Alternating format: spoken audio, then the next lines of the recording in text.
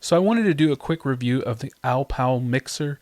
The one that I have is the 5-channel version, it says on Amazon, but actually it's a 4-channel with 5 inputs. It has 3 XLR/quarter-inch combo jacks, and then 1 channel that is dedicated to a stereo input.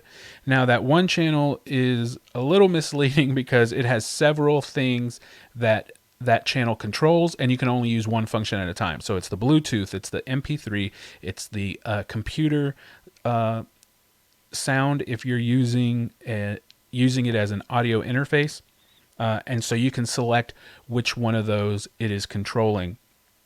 And so let me just get my thoughts out of the way now so that you can kind of decide if this is for you or not, and if you think it might be for you, you can continue to watch.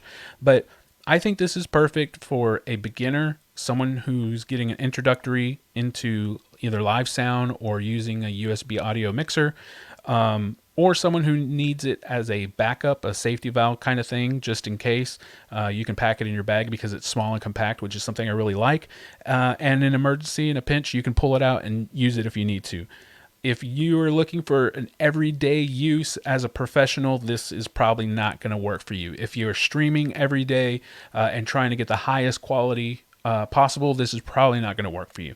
But like I said, if you're a beginner and just kind of testing the waters out, if you've never streamed before and kind of thinking about it, or if you're using it to be able to spice up your video chats or Zoom calls or anything like that by importing music into those chats and stuff like that, this might work for you. Or running sound at your house, like let's say you have a sound system that you want to get going, you have some powered speakers and you just need a little mixer, this might be perfect for that, or small parties or something like that. But if you're any type of professional, I think the only way this is going to be something you're interested in is as a backup type thing. So with that being said, you've been listening to it now.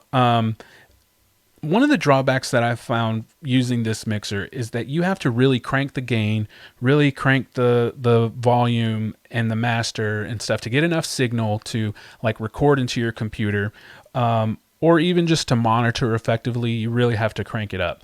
That introduces a lot of white noise in the background of your recording and of your monitoring. So that is a drawback. It's just basically the preamps aren't very powerful. So it is what it is. Also, there's a 22 decibel pad on here that seems to not really do anything.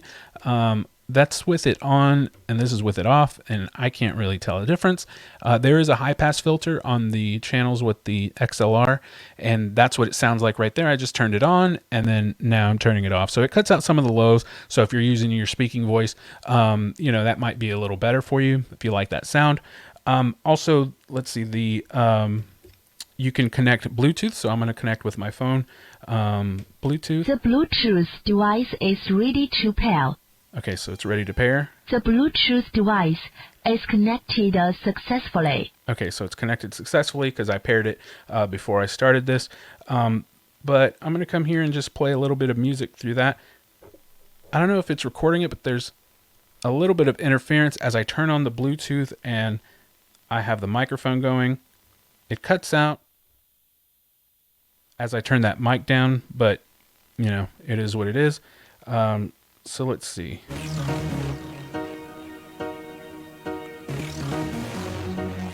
So I'm playing Spotify through the Bluetooth and it works well.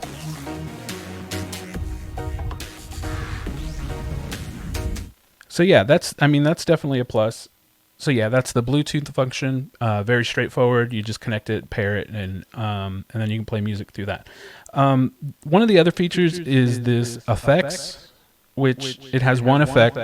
It has one effect, and that's delay, which I don't find very useful. Because maybe if it were reverb, it would be more useful. But as far as delay, I really don't have anything that I would use that for. The EQ seems to work. It's just a high and a low. But it seems to work fine. Like I said, the biggest drawback to me is that there's a lot of noise introduced. In fact, when I'm just monitoring music or listening to music or listening to a video that I'm playing, I tend to turn the mic volume all the way down because, like I said, that noise is a little bit unbearable. And that's why I say if you're going to be using this every day on streaming and trying to be as professional as possible, that might be an issue for you. But if you're just starting off and don't want to invest too much money from the get-go for, you know, for a streaming setup or an audio interface mixer setup, then this might be really good for you. Now, I will say, I did initially buy the 4 input version, which is the smaller version of this. It has 2 XLRs plus the stereo channel. And that recording into the computer was not, it was not functional correctly. It like, there's some other reviews and some other videos that demo like what happens, but it kind of like would speed up and slow down your voice, and it just was not working. I think someone commented that that might have to do with the micro USB not providing enough power to the console, because that only has the micro USB plugged into your computer, and you know that's it. It draws the power from there, and it creates the audio interface through there. I've never really come across that with other mixers that I've used that are audio interfaces, but apparently that was an issue with this one.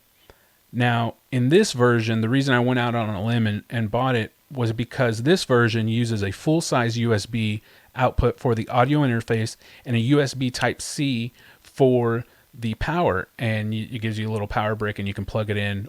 And so you can draw power from the power brick while connecting with the audio interface through the USB-A cable. And yeah, I really like that a lot better, and it works a lot better. It actually records really well. So I don't know exactly what the issue is with the other one, but it makes it a little easier to use this product, having the power and the USB interface be separate. But overall, I mean, that's the, that's the mixer.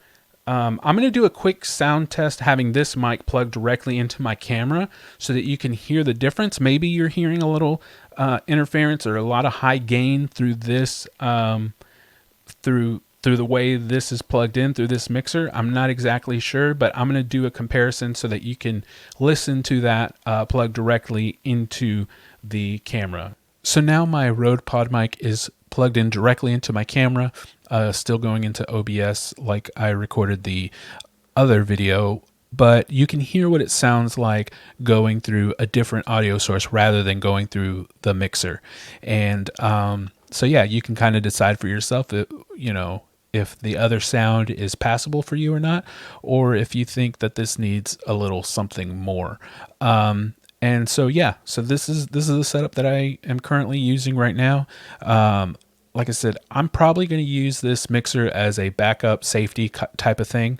I think overall for the money, it's for professionals. It might be something good that you can just kind of carry around with you in case of emergency. For beginners, I think it's something that you can definitely use to learn more about audio mixers, audio interfaces, and yeah. But other than that, I don't think this will find a home for professionals that are looking for the highest quality as a main use equipment, or people who are looking for high quality like streams or something like that. But other than that, those are my thoughts on this mixer. You're hearing the sound directly into the camera once again. But yeah, if you need to rewind it and listen to the other part to hear what the mic sounds like, you could do that.